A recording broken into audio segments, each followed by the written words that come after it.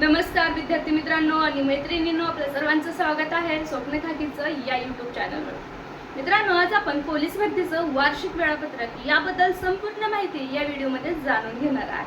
मित्रांनो, वार्षिक वेळापत्रक आल्यानंतर पोलीस भरतीमध्ये नक्की मुलांना काय फायदा होणार आहे?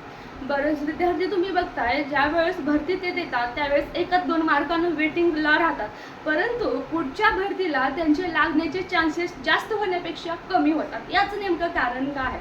तर मित्रांनो, फक्त आणि फक्त वेळेचं नियोजन। पोलीस भरती कधी निघेल हे आपल्याला माहिती नसतं, परंतु मुलांना पोलीस भरती निघत नाही यामुळे पुढल्या भरतीची तयारी कशी करायची, त्याचं काय नियोजन करायचं किंवा भरती निघेल की नाही हे सुद्धा सांगता येत नाही। त्यामुळेच बऱ्याच मुलांचा पोलीस भरतीमध्ये गॅप पडतो, म्हणजेच ग्राउंड आणि लेखीमध्ये। आता बघा, ज्यावेळेस आपण ग्राउंड सोडतो त्या ठिकाणाहून परत आपल्याला ग्राउंड भेटत नाही।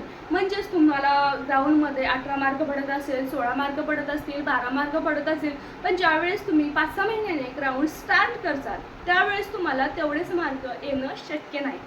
कारण मित्रांनो, ज्यावेळेस तुम्हाला रनिंग स्टार्ट करायची आहे त्यावेळेस तुम्हाला परत 0 पासून तयारी करावी लागेल।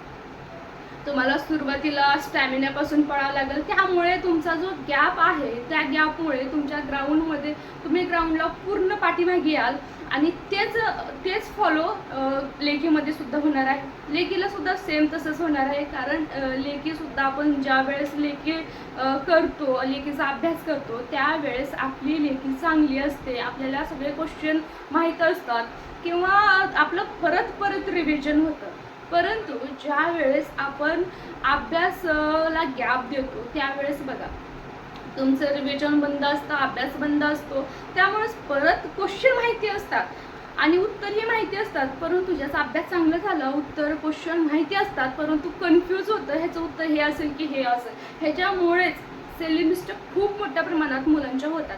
बघा, जर तुम्हाला पुढील भरतीचं व्यवस्थित नियोजन करायचं असेल तर त्यासाठी तुम्हाला वेळापत्रकाची गरज आहे, आणि जर तुम्हाला वेळापत्रक माहिती असेल तर तुम्ही वेळेचं नियोजन कराल। आता बघा, MPSCला जसं वेळेचं वेळापत्रक आहे, वार्षिक वेळापत्रक, हे भरती संपण्याच्या अगोदर दुसऱ्या भरतीचं वेळापत्रक पडतं। ज्यावेळेस मुलांना एखाद्या एक्झाममध्ये रिझल्ट आला नसेल तर त्यांनी पुढच्या भरतीची लगेच तयारी करतात आणि ते पुढच्या भरतीला चांगल्या मार्काने पास होतात। पण आपल्या पोलीस भरतीला पुढची भरती कधी निघेल हेच माहिती नसतं, त्यामुळे जर वार्षिक वेळापत्रक आलं तर आपण सुद्धा तशाच पद्धतीनं अभ्यास किंवा ग्राउंड स्टार्ट करू शकतो आणि चालू ठेवू शकतो। आता बघा, पोलीस भरतीची तयारी करणारी मुलं, जे जुनी मुलं आहेत, ज्यांना पोलीस भरतीबद्दल माहिती आहे, त्यांना कमीत कमी 6-7 महिने भेटले तर चांगला अभ्यास ग्राउंडमध्ये, चांगलं रिव्हिजन किंवा चांगलं त्यांना मार्क घेता येते। पण जे मुलं नवीन आहेत त्यांना 6 महिन्यामध्ये मित्रांनो काहीच होत नाही।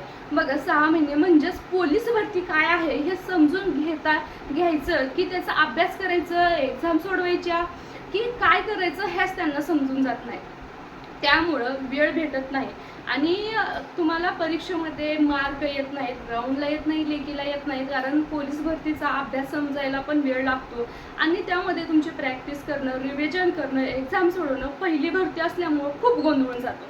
त्यामुळेच मित्रांनो, तुम्हाला वेळ हवा आहे आणि हे सगळं होणार आहे वार्षिक वेळापत्रक आल्यानंतर। लवकरच वार्षिक वेळापत्रक येणार आहे आणि ते वेळापत्रक आल्यानंतर तुम्हाला त्याचा खूप मोठा फायदा होणार आहे। त्यानंतर बघा, जे महिला आहेत, मॅरिड महिला असतील आणि त्यांना पोलीस भरती बघायचं असेल, बघा त्यांना सुद्धा ह्याचा फायदा होणार आहे। आता मॅरिड महिला काही प्रेग्नेंट असतील किंवा त्यांचे लहान बाळ असेल तर काही जणांना प्रेग्नेन्सीसुद्धा पुढे करायची असेल पण भरती कधी निघेल याची माहिती नसेल, तर ज्यावेळेस तुम्हाला हे वार्षिक वेळापत्रक आलं तर तुम्हाला तुमची प्रेग्नेन्सीचं प्लॅनिंग नंतर करून तुम्हाला भरती बघता येईल। कारण आपल्याकडं माहिती असतं, पूर्ण प्रूफ असतो की ह्या तारखेला, ह्या महिन्यामध्ये भरती प्रक्रिया सुरू होणार आहे, ग्राउंड सुरू होणार आहे, ह्या महिन्यामध्ये लेखी सुरू होणार आहे, मेडिकल ह्या महिन्यामध्ये आहेत, कागदपत्र ट्रेनिंग ह्या महिन्यामध्ये संपून येईल। ह्या सगळ्या गोष्टी तुम्हाला ज्या वेळेस समजतील त्यावेळेस तुम्हाला एखादा योग्य निर्णय घेता येईल। तर महिलांसाठी सुद्धा हा जो वार्षिक वेळापत्रकाचा मुद्दा आहे हा खूप मोठा, खूप चांगला आहे आणि हे लागू झाले तर त्यांना खूप फायदा होणार आहे। बरेच विद्यार्थी बाहेर काम करून पोलीस भरती बघतात। बघा, सगळ्यांची आर्थिक परिस्थिती चांगली नसते. काही जणांची आर्थिक परिस्थिती बेताची असते. त्यामुळे काम आणि एखादा जॉब करणं किंवा काहीतरी त्यांचं काम, छोटं मोठं बिझनेस करणं आणि पोलीस भरतीची तयारी करणं असे सुद्धा बरेच विद्यार्थी करतात. त्यामुळे त्यांना सुद्धा ह्याचा फायदा होणार आहे की यापासून एवढे महिने तुम्हाला भेटणार आहे, त्याच्यामध्ये तुम्हाला अभ्यास आणि तुमचं काम हे दोन्ही सुद्धा मॅनेज करता येईल का, किंवा एवढे महिने तुम्ही काम सोडून तुम्हाला पूर्ण फोकस तुम्हाला भरतीवर देता येईल का, हे सुद्धा त्यांना बघता येईल. कारण भरती ह्या टायमिंगला ह्या महिन्यात आहे म्हणल्यानंतर त्यांनी योग्य निर्णय घेतील. तर चला मित्रांनो, आजची हे माहिती होती की वार्षिक वेळापत्रकाबद्दल आपण तुम्हाला समजेल अशा पद्धतीनं जे माहिती आहे, जे खरी माहिती आहे त्याबद्दल संपूर्ण माहिती दिलेली आहे.